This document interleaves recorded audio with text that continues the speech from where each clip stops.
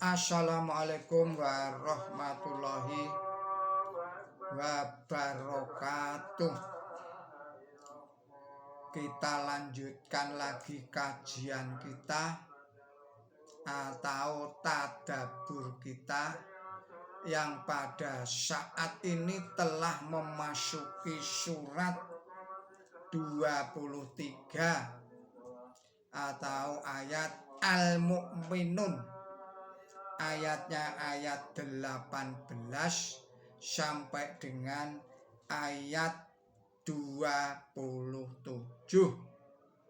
Saudara-saudara para pemirsa Kereweng Aji channel yang berbahagia, serta kaum muslimin wal muslimat rahimakumullah,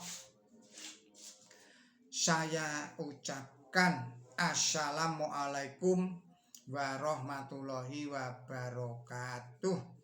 Dan juga saya ucapkan selamat menjalankan ibadah puasa pada bulan Ramadan tahun 1447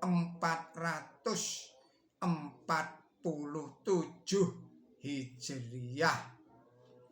Semoga Allah memberikan kemudahan dan kelancaran kepada kita semua yang pada hari ini telah memasuki hari yang ke-25.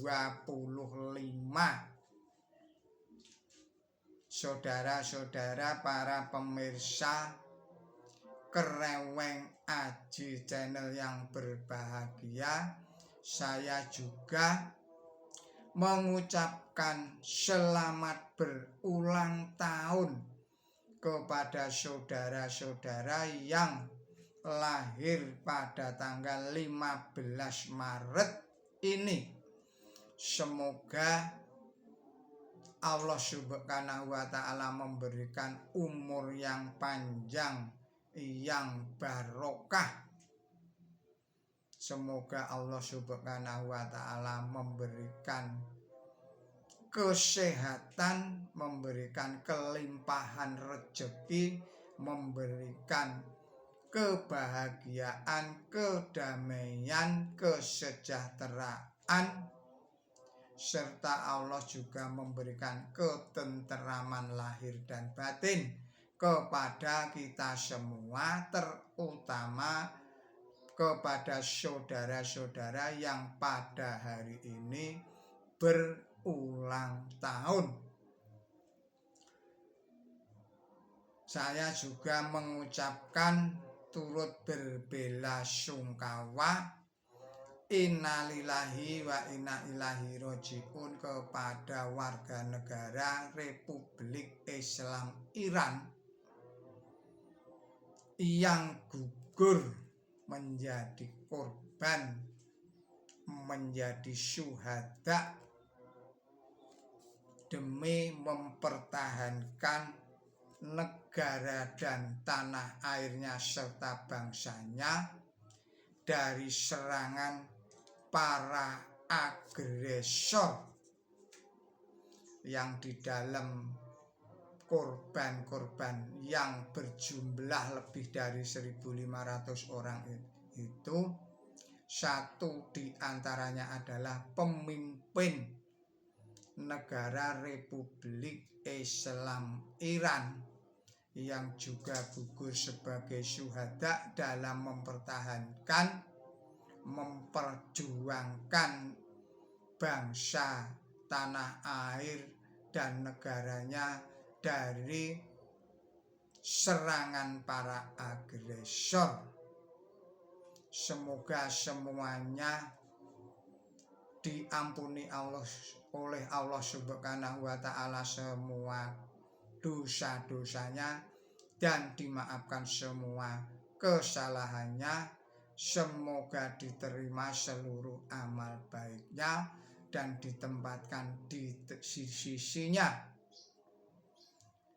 Baiklah saudara-saudara para pemirsa Kereweng Aji channel yang berbahagia, serta kaum muslimin wal muslimat rahimakumullah. Kita lanjutkan tadabbur kita. Bismillahirrahmanirrahim.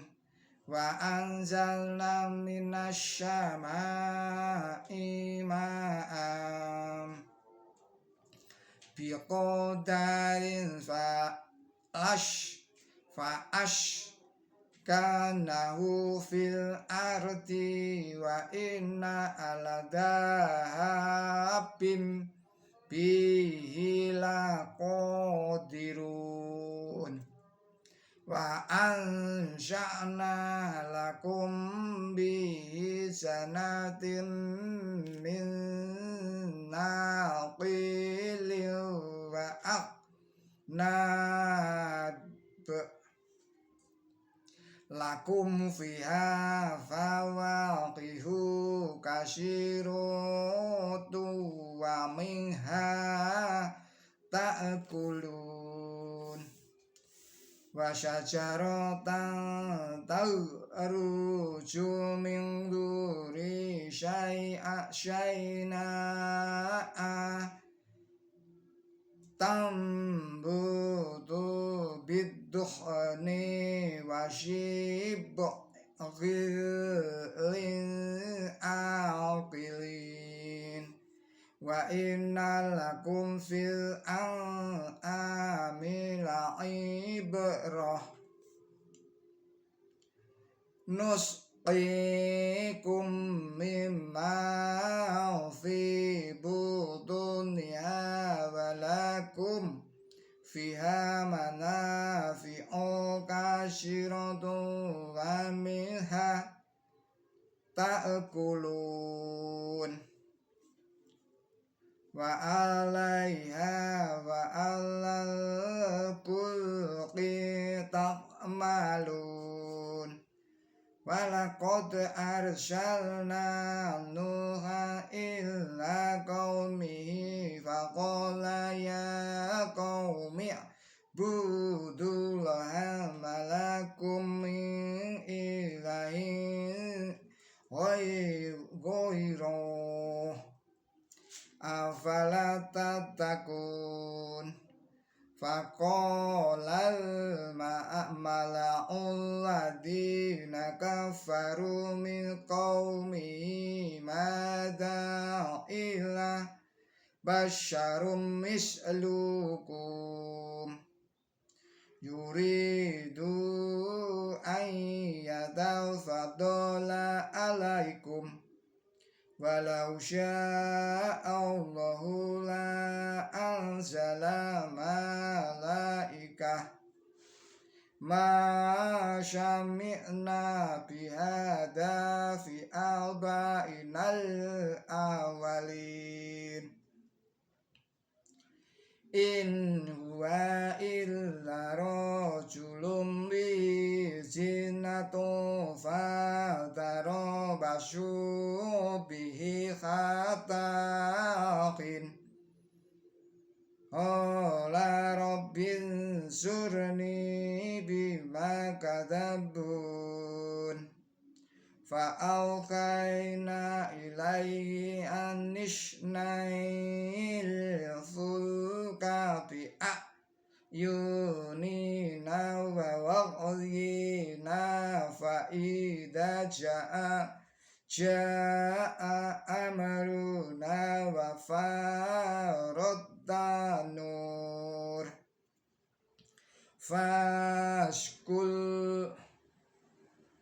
fas'lu fiha min kulli zawjayn isnaini wa ahlaka ila man sabaqa alaihil qawlu minhum wala tuqatibni fil ladina dzalamu innahum mughraqun.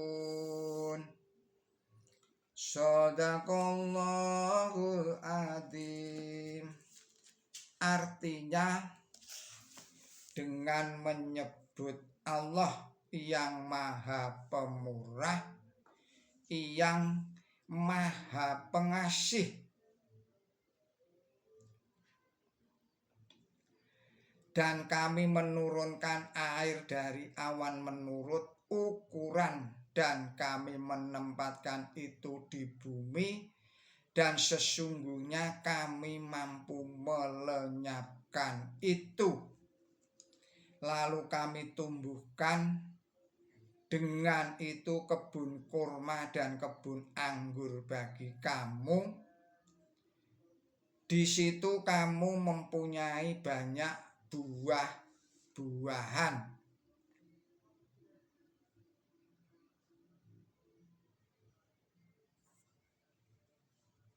Lalu kami tumbuhkan dengan itu kebun kurma dan kebun anggur bagi kamu. Di situ kamu mempunyai banyak buah-buahan, dan sebagian itu kamu makan. Dan suatu pohon yang tumbuh dari gunung Sinai yang menghasilkan minyak dan menyegarkan bagi yang memakan itu. Dan sesungguhnya dalam hal ternak terdapat pelajaran bagi kamu. Kami memberi kamu minum dari apa yang ada dalam perutnya. Dan mengenai ternak, itu banyak sekali faedahnya bagi kamu, dan sebagian itu kamu makan. Dan di atas ternak itu dan pula di atas kapal kamu diangkut. Dan sesungguhnya kami telah mengutus Nuh kepada kaumnya, maka ia berkata, wahai kaumku, mengabdilah kepada Allah, kamu tidak mempunyai Tuhan selain Dia. Apakah kamu tidak menjaga diri dari kejahatan? Tetapi para pemuka orang-orang kafir di antara kaumnya berkata, orang ini tiada lain hanyalah manusia biasa seperti kamu, yang ingin mempunyai kelebihan di atas kamu. Dan jika Allah menghendaki, niscaya Ia dapat menurunkan malaikat. Kami belum pernah mendengar tentang ini di kalangan ayah-ayah kami dahulu. Ia hanyalah seorang yang gila. Maka nantikanlah dia dengan sabar untuk sementara waktu. Ia atau Nuh berkata, Tuhanku, tolonglah aku terhadap seruan mereka bahwa aku seorang yang dusta. Maka kami mewahyukan kepadanya,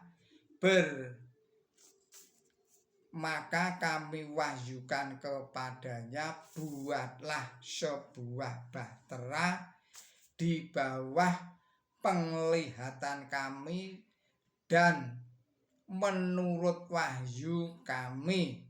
Lalu tatkala datang perintah kami dan air menyembur dari lembah, maka masuklah dalam bahtera itu sepasang dari tiap-tiap jenis. Dan pula orang-orang kamu, kecuali orang yang telah terkena firman lebih dahulu di antara mereka, dan janganlah berbicara kepadaku tentang orang-orang yang lalim. Sesungguhnya mereka akan ditenggelamkan. Saudara-saudara para pemirsa Kereweng Aji Channel yang berbahagia, serta kaum muslimin wal muslimat rahimakumullah, demikianlah arti dan makna surat 23 surat Al-Mu'minun ayat 18 sampai dengan ayat 27. Penjelasannya adalah sebagai berikut. Penjelasan pada ayat 20. Penjelasan pada ayat 20. Kata-kata pohon yang tumbuh dari Gunung Sinai yang menghasilkan minyak ini agaknya mengisyaratkan minyak zaitun yang diberkahi yang disebutkan dalam ayat surat nomor 24 ayatnya 35 sebagai gambaran dari umat Islam. Lihatlah pula tafsir nomor 1757.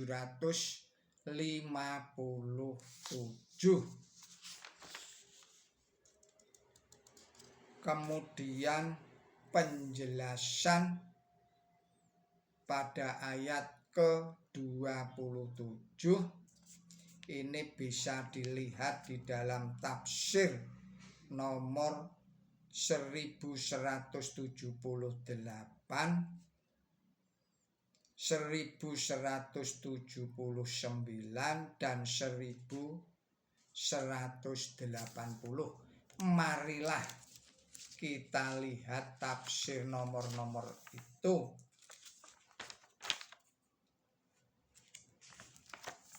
Tafsir nomor 1178.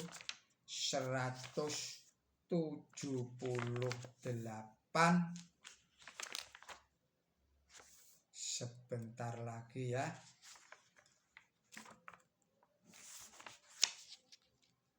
Ya baiklah, kita baca tafsir nomor 1178. Farad Tanur diterjemahkan oleh Tuan Sil sebagai berikut. Tanur memancarkan air. Oleh Tuan Palmer diterjemahkan tanur mendidih, dan oleh Tuan Rothwell permukaan bumi mendidih. Selain itu, ketiga-tiganya menambahkan keterangan sebagai berikut. Kata tanur berarti pula waduk, ini pendapatnya Tuan Palmer, atau tempat persediaan air. Ini adalah pendapatnya Tuan Rothwell, atau tempat yang mengeluarkan air atau tempat air berkumpul. Ini adalah pendapatnya Tuan Sil. Tetapi kami berpendapat bahwa yang menyebabkan mereka keliru ialah karena mereka salah mengerti akan arti kata fatrah. Bukan karena salah mengerti akan arti kata tanur. Fara artinya air mendidih atau api mengamuk. Tetapi dua arti ini tidak dapat diterapkan di sini.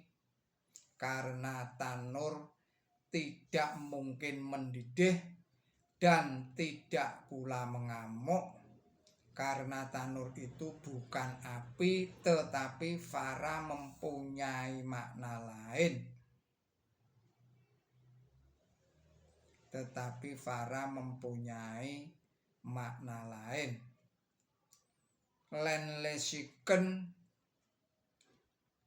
berkata, jika fara dihubungkan dengan air, artinya air memancar atau menyembur dari bumi. Air keluar memancar dari mata air atau sumber. Oleh sebab itu,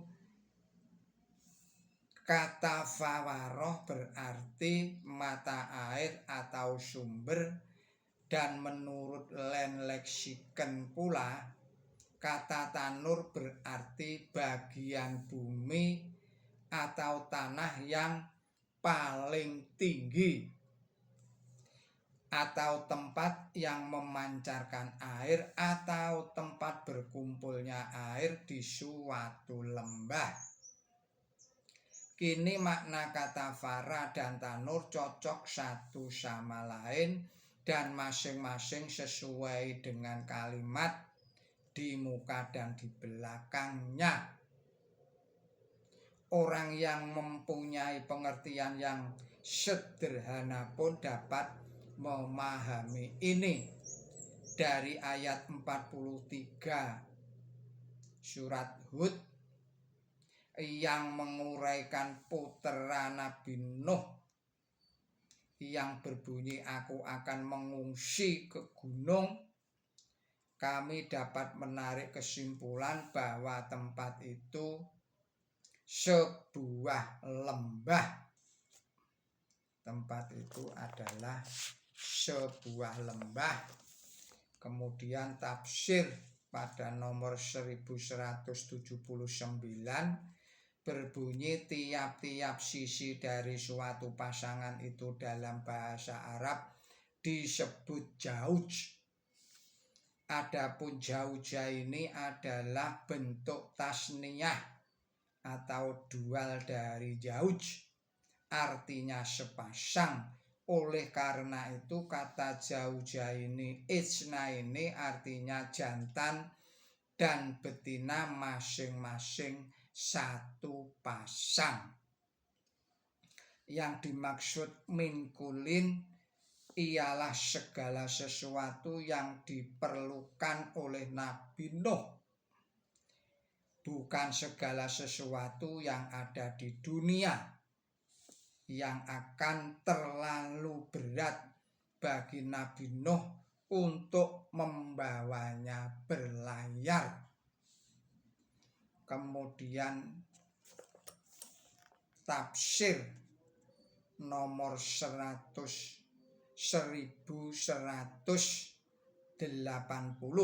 hendaklah diingat bahwa Quran suci tidak membenarkan dongengan bahwa banjir besar membanjiri seluruh muka bumi.